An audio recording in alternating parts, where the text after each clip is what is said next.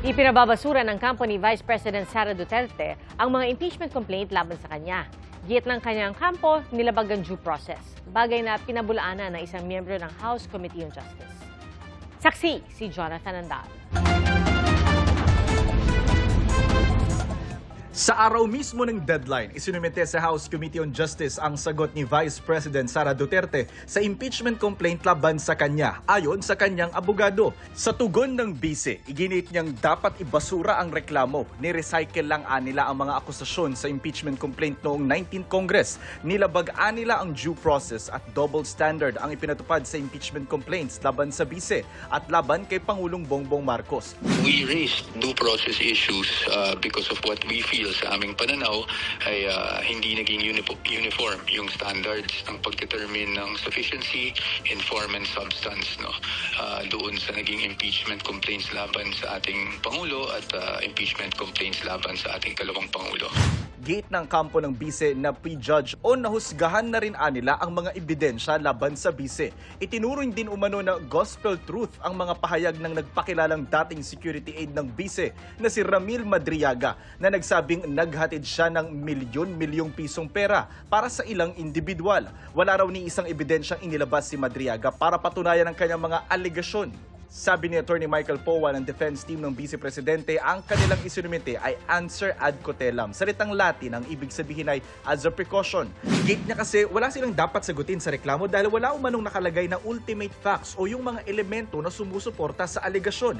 Ilan sa mga alegasyon sa impeachment ay umano'y maling paggamit ng bise sa kanyang confidential funds, umano'y di mapaliwanag na yaman at pagbabanta sa buhay ng Pangulo. Sa tugon ng bise, iginit ding hindi nasunod ang safeguards na inilatag ng Supreme Court para sa due process. Hindi rin daw pwedeng suspetsa o spekulasyon ng basihan ng reklamo. Ang mga aligasyon daw kaugnay sa confidential funds, hindi nakabatay sa established facts o pinal na findings ng korte. Wala raw nakalagay sa mga reklamo na magpapatunay na nagkamal ng ill-gotten wealth ang bise. Kaugnay naman sa aligasyong nagbanta umanong ipapatay ng bise ang Pangulo, First Lady at dating Speaker, wala raw patunay na may ganon ngang kontrata at umasa lang daw ang mga complainant sa mga anilay exaggerated conclusion.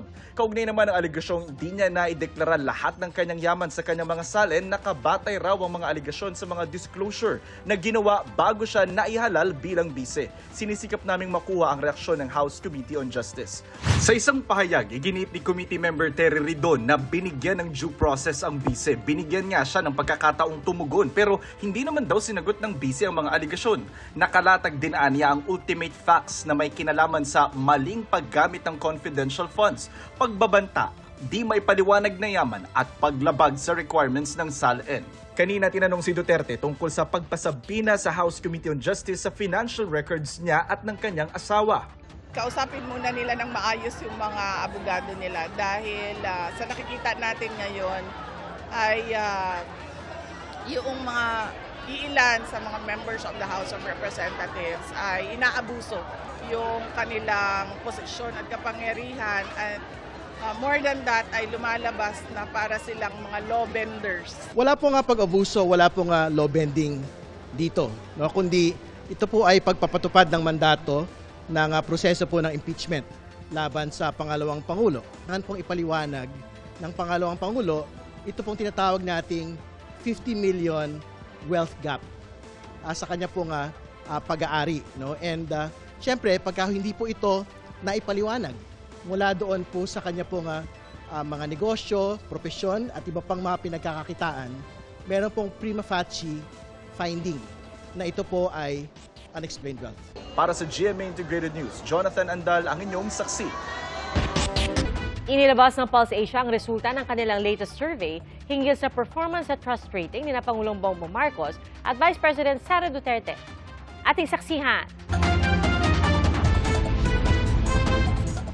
Sa survey ng Pulse Asia na isinagawa noong February 27 hanggang March 2, 2026, 45% na nagsabing hindi sila approve sa performance ni Pangulong Bongbong Marcos.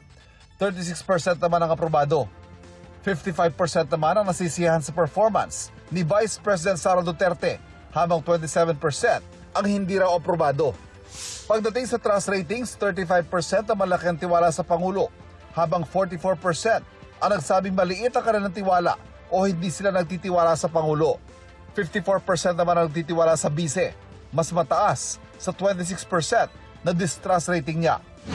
Isinagawa ang survey sa pamamagitan ng face-to-face interviews sa 1,200 representative adults edad 18 pataas. May margin of error na plus-minus 2.8% ang survey at confidence level na 95%. Para sa GMA Integrated News, Ivan Mayrina ang inyong saksi. Pasado na sa ikatlo at huling pagbasa ang panukalang bigyan ng emergency powers si Pangulong Bongbong Marcos para suspindihin o bawasan ang excise tax sa petrolyo. At sa gitna naman ng epekto ng oil price hike sa iba't ibang industriya, pinag-aaralan ng price cap sa presyo ng imported well-milled rice. Saksi, si Bernadette Reyes. Naglalagablab na apoy ang namataan malapit sa Dubai Airport sa United Arab Emirates. Ayon sa Dubai Media Office, nagkasunog matapos tamaan ng drone ang isa sa mga fuel tanks sa paliparan. Dahil dyan, pansamantalang sinuspindi ang flights. Wala namang nasaktan. Mahigit 2,000 na ang nasawi mula na magsimula ang mga airstrike na tumama di lang sa Iran at Israel, kundi pati sa iba pang bansa sa Middle East. Ang mahigit 2 linggo ng sigalot, nagpasipa sa presyo ng langis sa buong mundo dahil maraming barko ang hindi makadaan sa Strait of Hormuz. Ayon kay US President Donald Trump, 7 bansa ang kinakausap umano nila para protektahan ang mga barkong dumaraan sa kipot. Sabi ni Trump sa isang social media post, sana ay magpadala ng mga barko ang China, France, Japan, South Korea at United Kingdom. Pero nagsabi na ang Japan na hindi sila magpapadala ng naval escort sa Middle East. Ang United Kingdom hindi raw sasali sa gera pero makikipagtulungan sa mga kaalyado para mabuksan ang Strait of Hormuz. Pag-aaralan muna ng South Korea ang kanilang susunod na hakbang. Ang Department of Energy nag-aalala dahil habang tumatagal ang sigalot, posibleng tuloy pa ang pagtaas ng presyo ng langis. 25% ng supply ng refined products o ang mismong diesel at gasolina sa Pilipinas inaangkat mula sa China na nagsabing hindi na muna sila magbibenta.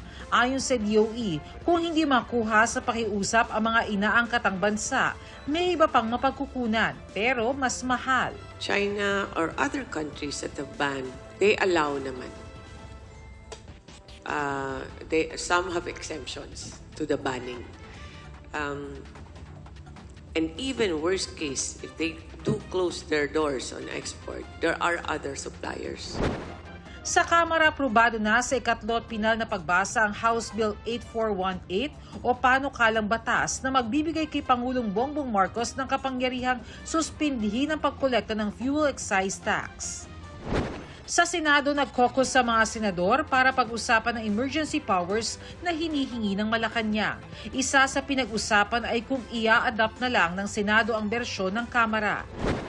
Certified as urgent na rin ang panukalang batas na layong amyendahan ang Biofuels Acts of 2006. Sa panukala, pahihintulutan ng Pangulo na maglabas ng executive power para payagan ang pag-import ng biofuel components tulad ng bioethanol at biodiesel sakaling tumaas ng malaki ang presyo ng petrolyo sa bansa.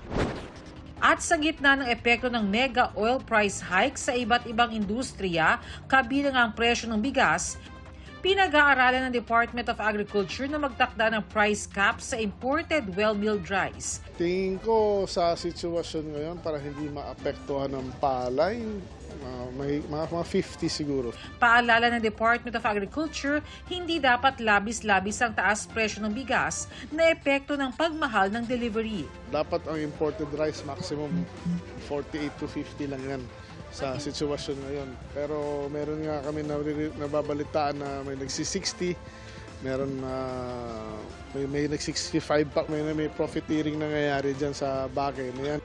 Tuloy rin ang mga programa tulad ng benteng bigas para sa piling sektor at pagbebenta ng mas abot-kayang well-milled rice. Pinuntahan namin ang iba't ibang mga bigasan dito sa Agora Market sa San Juan. Kadalasan 52 pesos pataas ang kada kilo ng mga well-milled rice. Pero may mabibili sa halagang 48 pesos kada kilo. Bahagi ito ng programa ng Department of Agriculture katuwang ang Food Terminal Incorporated. Pero sabi ng grupong Bantay Bigas, hindi siya significant para maibaba niya yung presyo ng bigas sa palengke, no? Dahil Again, nasaan ba yung 20 bigas? No? Nasa Kadiwa Centers. Dapat mag-infuse na sila ng mababang presyo ng bigas. Sa halip na price cap, i-price control na niya, lalong-lalo na yung bigas at lahat ng mga pangunahing bilhin. Para sa GMA Integrated News, ako si Bernadette Reyes, ang inyong saksi. Nangangamba ang mga PUV drivers sa posibleng epekto ng panibagong malakihang taas presyo sa petrolyo sa kanilang kita. At saksi live, si EJ Gomez. EJ? Pia, marami sa mga kapuso nating motorista ang naghabol na magpakarga na ngayong gabi bago ang panibagong round na naman ng big time taas presyo sa langis. Ang ilan ngang namamasada problemado dahil malaki raw ang tapyas sa kanilang kita. Ang iba pa nga nagsabi na baka raw mapilitan pa sila na tumigil muna sa pamamasada. Mahaba ang pila sa mga gasolinahan ngayong gabi sa Quezon City, gaya na lang sa Timog Avenue at dito sa kahabaan ng Regalado Avenue sa Fairview.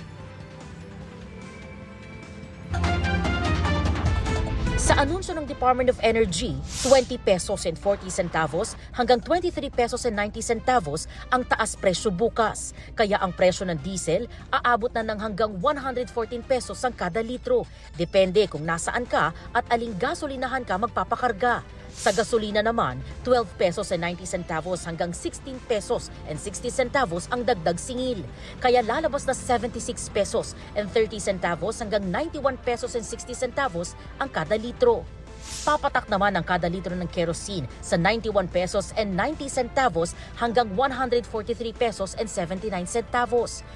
Presyo sa Metro Manila at ibang syudad sa labas ng Metro Manila yan, maaaring mas mahal pa sa mas malalayong lugar sa probinsya. Pag mas malayo yung gas station, mas mahal siya. That's just how it is. Because there's additional transport, additional insurance. Ang ilang motorista nangangamote na raw kung paano makakatipid. Full tank po, mas magastos po ngayon. Super gastos po. Ayun, bawas po sa drives. Tapos, commute na lang po talaga everyday. Ang mga namamasada naman, problemado sa katitig daw nilang kita na mababawasan pa ng mas mataas na ibabayad nila sa langis. Ay, 300 lang ako kasi wala nang panggasolina eh. Madalang din ang pasahero. Sobrang hirap na ho ng pasada. Dapat bigyan ng gobyerno ng ayuda. Mahirap po para sa amin kasi ang liit ng kita namin dito eh. Sa maghapon, 500 to 400 lang kinikita, tapos tataas na naman. Kaya umabot na kami ng gabi para lang kumita. Wala na kami kinikita, lalo na po bukas yan. Kasi 20 na naman po itataas. May pakarga na po ako. Magkano pinakarga? Dati pong 780, ngayon 1.3 na. Nagabol ako ng pagas kasi sobrang taas na. Bukas tataas pa. Mahirap na. Babiyahin na lang ng babiyahe. Ganun pa rin. Walang magagawa, ganun talaga buhay. No choice eh. 3 beses ngayong linggo uutay-utayin ng Shell, Petron at Flying V ang dagdag singil. 2 beses naman ang Total at Sea Oil. Pia, yung nakikita ninyo ngayon, yan yung eksena ngayon dito sa isang gasolinahan na isa sa mga big players dito pa rin sa kahabaan itong Regalado Avenue sa Fairview. Nakikita natin, umabot na sa kalsada yung pila. Mas humaba yan kumpara lang sa nakalipas na kalahating oras. At Pia, ilang gasolinahan na rin yung nadaanan natin kanina dito sa kahabaan ng Regalado Avenue na ganito yung sitwasyon o eksena, humabot na nga sa pila o sa kalsada yung pila ng mga nag-aabang para makapagpakarga bago nga ang big time oil price hike bukas. Mula po dito sa Quezon City at para sa GMA Integrated News, EJ Gomez, ang inyong saksi. Mga kapuso, maging una sa saksi. Mag-subscribe sa GMA Integrated News sa YouTube para sa iba't ibang balita.